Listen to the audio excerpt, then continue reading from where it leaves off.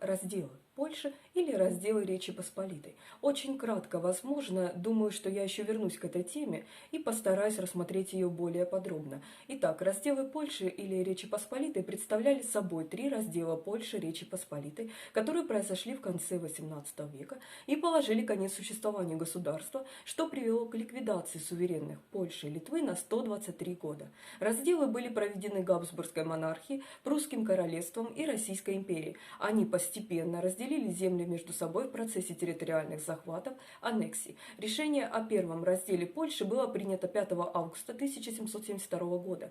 2 десятилетия спустя русские и прусские войска снова пришли на территорию, и 23 января 1793 года было принято решение о втором разделе, и оно было оформлено. Австрия не участвовала во втором разделе. Третий раздел Польши произошел 24 октября 1795 года в ответ на неудачное польское восстание Костюшка. С этим разделом Содружество прекратило свое существование.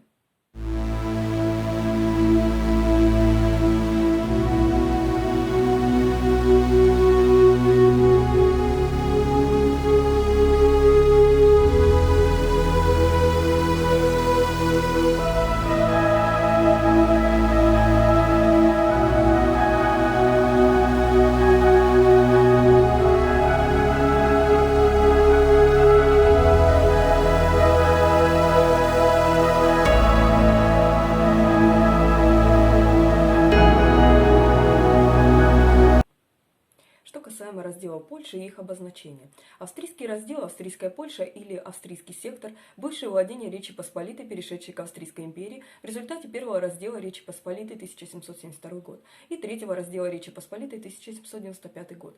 Прусский раздел, прусская Польша или прусский сектор, бывшие земли Речи Посполитой, полученные Пруссией в результате трех разделов Речи Посполитой. Российский раздел, российская Польша или российский сектор, бывшие владения Речи Посполитой, перешедшие к Российской империи в результате первого 1772 год, второго 1793 год и третьего раздела Речи Посполитой 1795 год, а также после раздела Варшавского герцогства в 1815 году.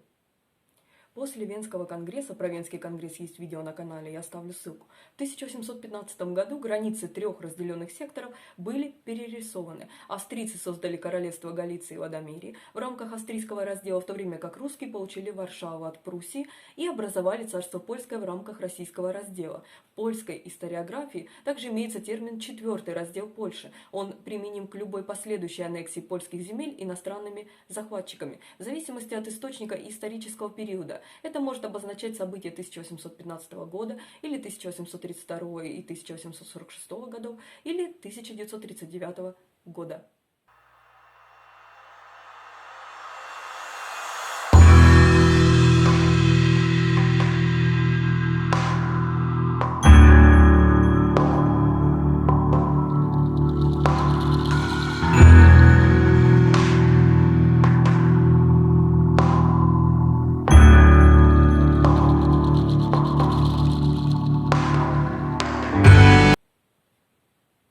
Во время правления Владислава IV было разработано свободное вето, принцип парламентского устройства в Речи Посполитой, который позволял любому депутату Сейма прекратить обсуждение вопросов Сейма и работу Сейма вообще, выступив против. Единогласие было принято как обязательно в 1589 году. В 1666 году было расширено на воеводские сеймики. Сеймик уменьшительное от Сейм. Региональное собрание депутатов современной Польши, ранее в Речи Посполитой, в Польском королевстве и Великом княжестве Литовском. Предпринимать какие-либо действия становилось все труднее. Данное право открывало возможности для иностранных дипломатов добиваться своего, подкупая дворян, чтобы они его использовали. Таким образом, можно охарактеризовать Польшу, Литву в ее заключительный период середины XVIII века до разделов как уже находящееся в состоянии беспорядка и не полностью суверенное государство, а почти как вассальное государство, когда русские цари фактически выбирали польских королей. Это особенно относится к последующему королю Речи Посполитой Станиславу Августу Понятовскому, который в течение некоторого времени был любовником российской императрицы Екатерины II. В 1730 году соседи Речи Посполитой, а именно Пруссия, Австрия и Россия, подписали секретное соглашение. Это позже стало известно в Польше и обозначено как «Союз трех черных орлов», потому что все три государства использовали черного орла в качестве государственного символа, в отличие от белого орла, символа Польши. Союз касался совместной политики трех держав в отношении наследования польского престола в свете ожидаемой смерти короля Польши Августа Сильного и польского обычая королевских выборов. Союз намеревался исключить кандидатуры сына Августа Фридриха Августа и Станислава Лещинского, который уже был королем Польши с 1704 по 1709 год, однако в 1733 году, когда Станислав собирался быть избранным, Россия и Австрия подписали договор в поддержку Фридриха Августа. В конце концов Станиславу пришлось покинуть Польшу, и Фридрих Август был избран как Август III. В дальнейшем Содружество было вынуждено полагаться на Россию для защиты от растущего прусского королевства, которое требовало кусок северо-запада. Екатерине пришлось прибегнуть к дипломатии, чтобы привлечь Австрию на свою сторону. Содружество оставалось нейтральным в Семилетней войне, однако оно сочувствовало союзу Франции, Австрии и России и разрешило российским войскам доступ на свои западные земли в качестве баз против Пруссии. Фридрих II, про Фридриха II есть видео на канале, я оставлю ссылку, отомстил, заказав подделку достаточного количества польской валюты, чтобы серьезно повлиять на польскую экономику. Через польских дворян, которых контролировала Россия, и российского министра в Варшаве посла и князя, которого звали Николай Репнин, императрица Екатерина навязала Конституцию Речи Посполитой на так называемом Репниновском сейме 1767 года, названном в честь посла, которого звали Николай Репнин, который фактически диктовал условия этого сейма и приказал захватить и сослать в Калугу некоторых ярых противников его политики, в том числе епископа Юзефа Анджея Заусского и других. Эта новая конституция отменила реформы, проведенные в 1764 году при Станиславе II Августе. Свободное вето и все старые злоупотребления последних полутора столетий были гарантированы как неизменные части этой новой конституции, в так называемых кардинальных законах. Репнин также потребовал от России защиты прав крестьян в частных владениях польских и литовских дворян, свободы вероисповедания для протестантов и православных христиан и политических свобод для протестантов, православных христиан и восточных католиков, включая их право занимать все государственные должности, в том числе королевскую. Теперь следующий король может быть членом российской правящей династии. Сейм одобрил это, последовавшая реакция некоторых польских католиков, а также глубокое возмущение вмешательством России во внутренние дела Содружества, включая изгнание в Россию высших римско-католических епископов, членов польского сената, привели к Барской конфедерации. Барская конфедерация – конфедерация, созданная по призыву краковского епископа для защиты внутренней и внешней самостоятельности Речи Посполитой от давления Российской империи. Поляки пытались изгнать российские войска с территории Содружества. Нерегулярные, плохо управляемые польские войска имели мало шансов перед лицом регулярной российской армии и потерпели крупное поражение. Хаос усугубился из-за восстания украинских казаков и крестьян. Восстание вспыхнуло в 1768 году и привело к массовым убийствам польских дворян, евреев, этнических меньшинств и католических священников, прежде чем оно было подавлено российскими правительственными польскими войсками. Это именуется Калиевщина, восстание в правобережной Украине в 1768 году против крепостнического, экономического, политического, религиозного и национального гнета в Речи Посполитой, спровоцированное несправедливой экономической, социальной, национальной, религиозной политикой элиты Речи Посполитой.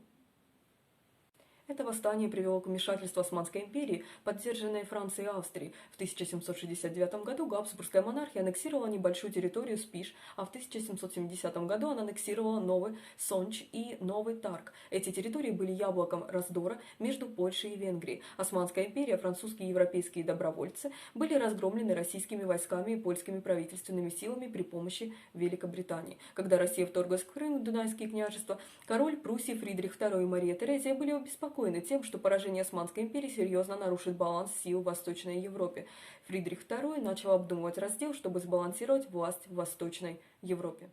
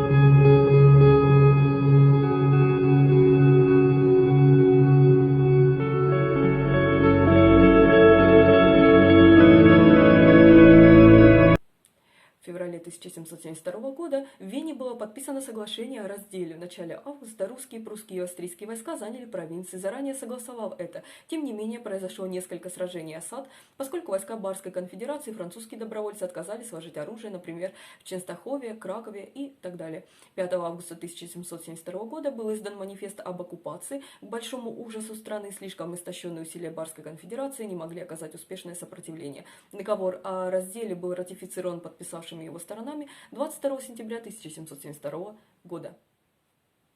Фридрих II был в восторге от своего успеха, несмотря на символическую критику раздела со стороны императрицы Марии Терезии. Австрийский государственный деятель Венцель Кауница гордился тем, что получил большую долю с богатствами. К Австрии перешли Заторы и Освенцим, часть Малой Польши, охватывающая части Краковского и Сандомирского уезда, и всю Галицию, за исключением города Кракова. Российская императрица Екатерина II также была удовлетворена. В результате этого раздела Речь Посполитая потеряла около 30% своей территории и половину своего населения.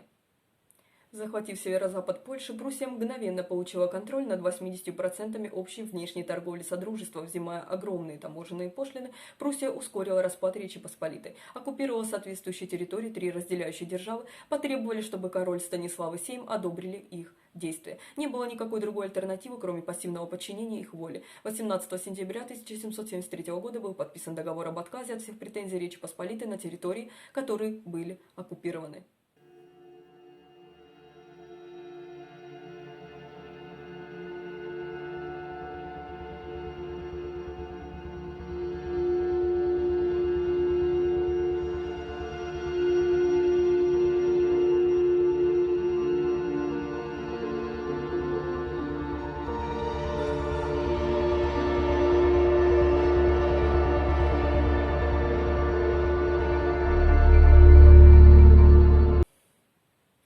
К 1790 году Первая Польская республика была ослаблена до такой степени, что была вынуждена вступить в неестественный окончательный союз со своим врагом Пруссией. Был подписан Польско-Прусский пакт 1790 года. Условия пакта способствовали последующим двум последним разделам Польши и Литвы. Конституция 3 мая 1791 года рассматривала избирательные права, установила разделение трех ветвей власти и устранила злоупотребление Репниновского сейма. Эти реформы вызвали агрессивные действия со стороны соседей, опасающихся потенциального возрождения сотрудничества. Утверждая, что Польша стала жертвой радикальных якобинцев. Якобинцы в настоящее время обычно это сторонники централизованного республиканского государства и сильных полномочий центрального правительства и широкомасштабного государственного вмешательства с целью преобразования общества. Якобинский клуб, участниками были якобинцы, был тогда сильным. Во Франции российские войска вторглись в Содружество в 1792 году. Началась русско-польская война. Русско-польская война 1792 года – война между Российской империей и Речью Посполитой, явившейся следствием первого раздела Польши и несогласия России с введением Конституции 3 мая в Речи Посполитой.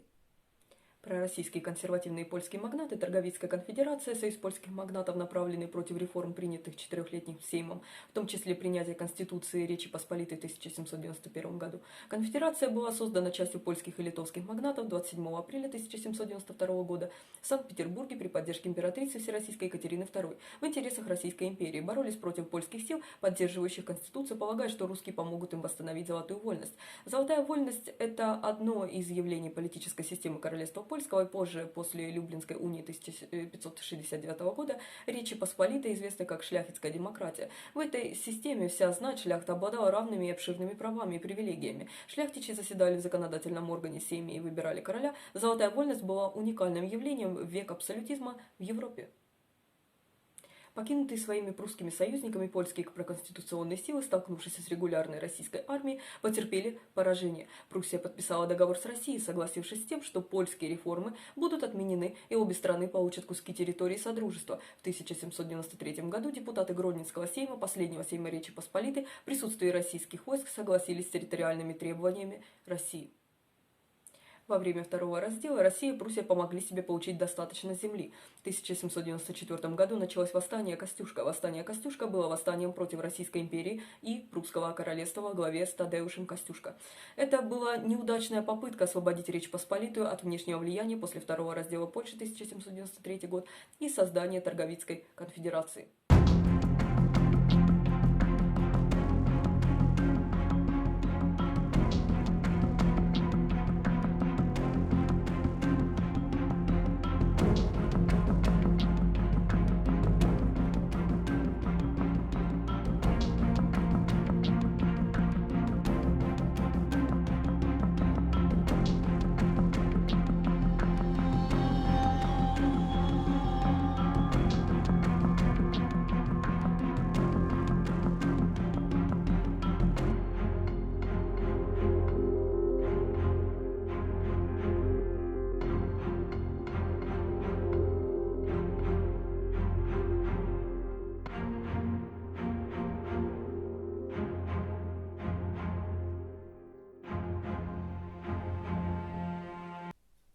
различные повстанческие армии Костюшко добились некоторых первоначальных успехов, но в конечном итоге они пали перед превосходящими силами Российской империи. Державы, которые делили Польшу, видя нарастающее волнение в оставшейся Речи Посполитой, решили разрешить проблему, стерев с карты государства. 24 октября 1795 года представители подписали договор, разделяющий оставшиеся территории Содружества между тремя странами. Один из главных авторов внешней политики России, Александр Безбородко, консультировал Екатерину II по второму и третьему разделам Польши.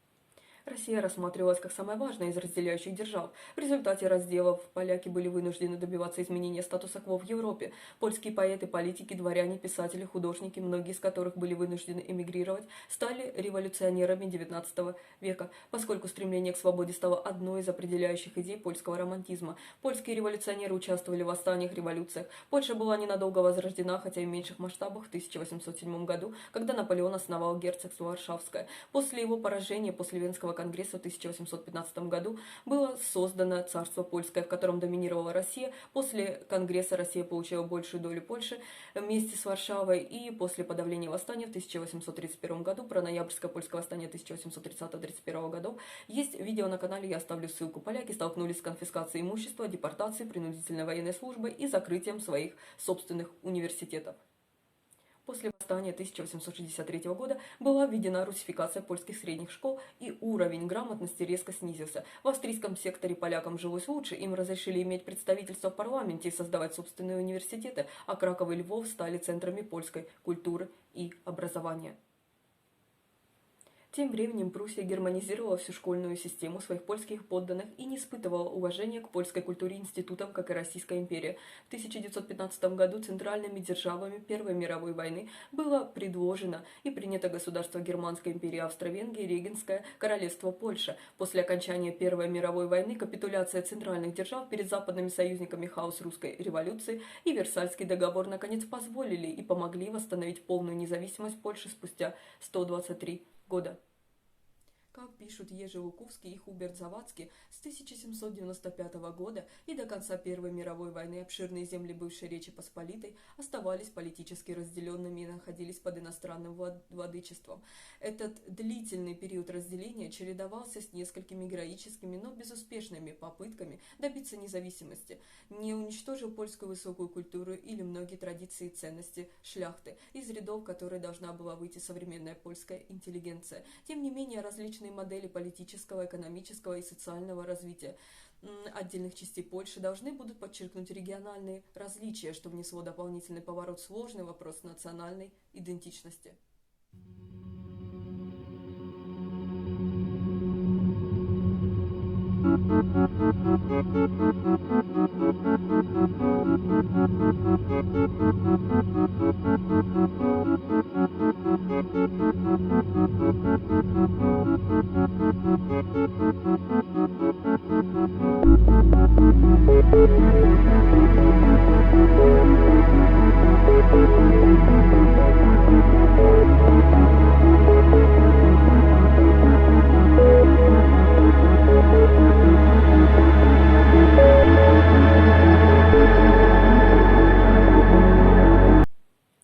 Термин «четвертый раздел Польши» может относиться к любому последующему разделу польских земель, включая 1815 год, или 1832 и 1846 годы, или 1939 год.